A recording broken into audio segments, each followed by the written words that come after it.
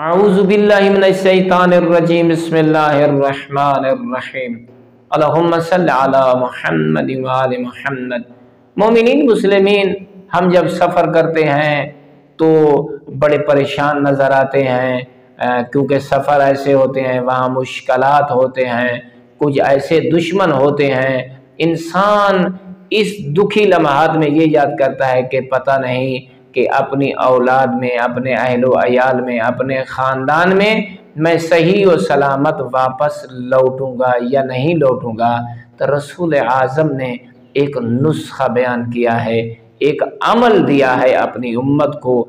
अगर कोई परेशान है, सफ़र पे जाना चाहता है और ये चाहता है कि मैं बाखैरियत अपने वतन वापस लौट आऊं, अपने अहलो अयाल में लौट आऊं, अपने ख़ानदान वालों को आकर मिलूं, तो उसे चाहिए कि सफ़र पे जाने से पहले सूरह यासीन की तिलावत करे। सूरह यासीन की तिलावत इस नीयत से करे कि मेरा सफ़र बाखैरियत हो और मैं अमन से अपने वतन में पहुंच जाऊं।